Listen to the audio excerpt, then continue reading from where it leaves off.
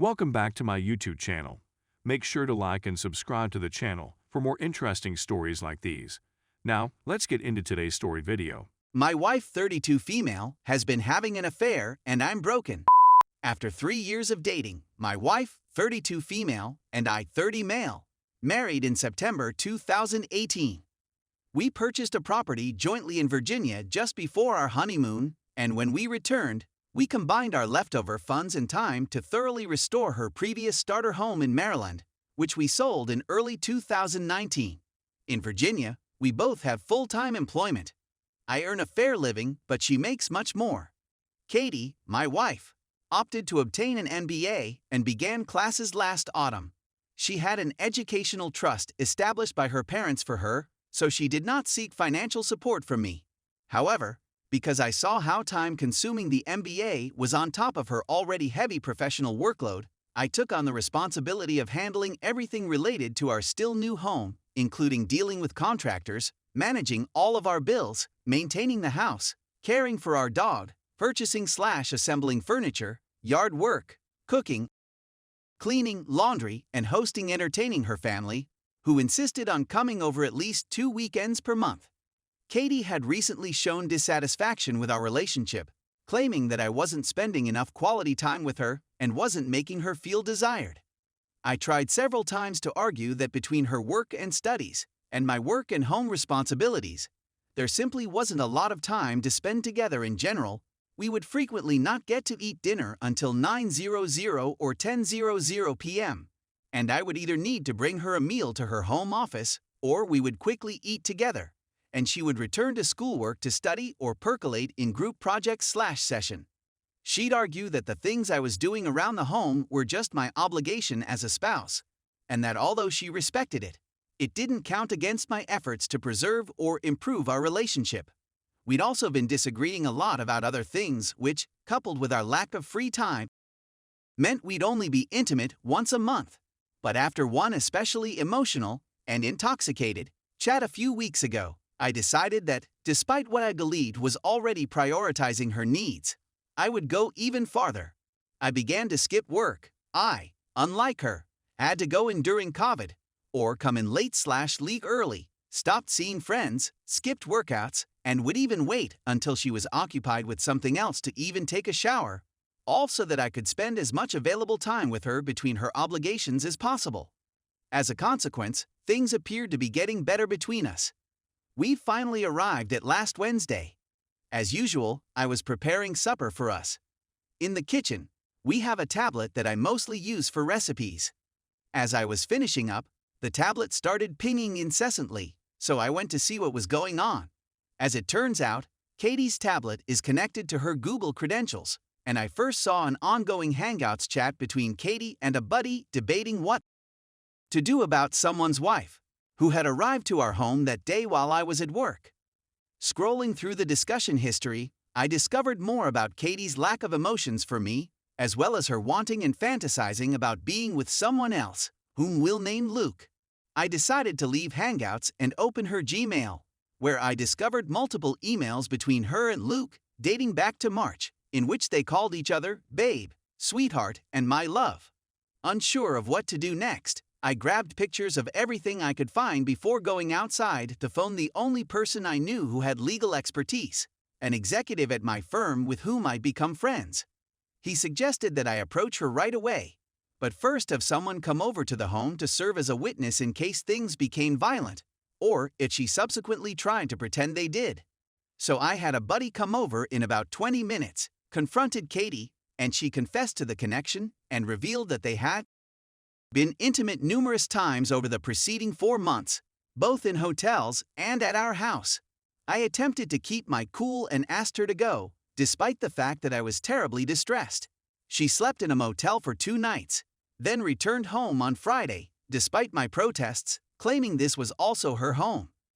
When she returned, she persisted on speaking, and because I didn't have a witness this time, I decided to record the whole discussion on my phone.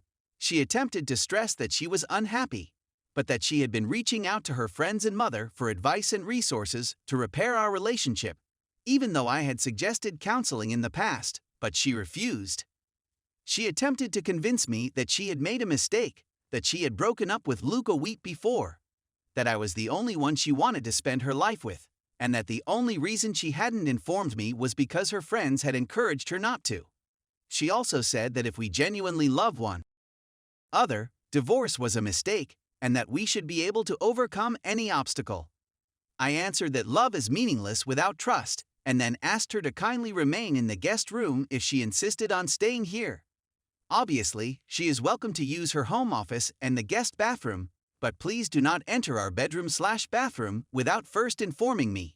So here I am. I'm sitting alone in my home with my dog. Her aunt/uncle/cousins are presently visiting our neighbor's home for a barbecue. They are unaware of what she done. I can't bring myself to walk over there because I don't want to speak to or even look at Katie, much alone pretend that nothing occurred in front of a crowd. 90% of me wants a divorce, yet despite her sentiments, I was content with the life we were creating. We had even discussed being pregnant by this time next year. But whatever I do, I know I don't want to make that choice without first learning more about what I can do, what could happen if we continue, and I certainly want to speak with a few VA attorneys to defend myself. We only have one joint account with less than $20,000 in it, and our sole asset is our property. So there you have it. I apologize for writing so much. Thank you for reading all the way to the end, and I would be grateful for any and all information, ideas, or guidance. I'm simply absolutely demolished, empty, and alone. Please assist me. Edit. I am completely astonished and thrilled by the outpouring of love and support from everyone. I can't believe you take the time to share your advice, generosity, and knowledge to a complete stranger. I'm trying my best to read each and every one of your responses, and I appreciate you from the bottom of my partially broken heart. This has been a tremendous light at the darkest period of my life. Story 2. Me, 27 male, with my wife, 23 female, cheating/divorce/fixing it. Short version, my wife informed me one night that she wanted a divorce. 2 days later, I discovered she was emotionally connected with another man. For a few weeks, I tried everything to repair it, but it didn't work. She continued to say she didn't care about me. Within a week, she had a new apartment, and her new partner had moved in and was always around my 2 children. Obviously, I was dissatisfied with it. I asked her to keep him away from me at least until the divorce was finalized. She was not going to. So I was at a loss for what to do until I discovered that he had herpes, and that as she has it from him now, I prefer not to get it myself. So I was done with her after that, and I discovered a little more information the next day. Fast forward 2 months, and we are nearly through with an amicable divorce, and she, who has anger problems, is now attempting to work with me to communicate for the sake of the children. The trouble with it is that it shows me the aspect of her that I want to see again. She has now truly apologized for what she did. It took some time, but I really believe she understands what she has done to our family and what she is destroying. So, when she acts this way again, I'm torn between getting a divorce and attempting to repair the situation. This would have to be conditional on her not having an STD to begin with. If she has it, I would not attempt to repair anything. If she doesn't, I'll have to get over the fact that she cheated on me and slept with another person nearly immediately after declaring her desire for a divorce.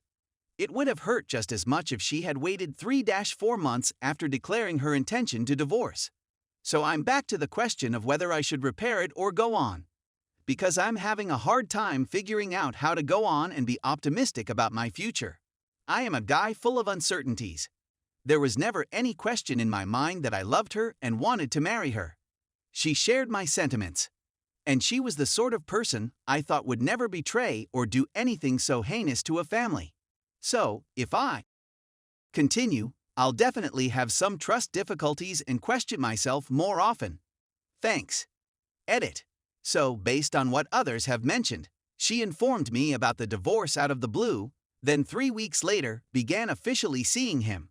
She moved out and he moved in with her. They were emotionally attached and, according to her, had simply kissed and made out at the time. I apologized and informed her that I had done so. It's unfortunate that it took her 2 months to understand what she had done, but she's sobbing over it, something she never does unless it's for a legitimate reason. So, although I know she's been lying to me for the last 2 months, she definitely feels bad about what she did.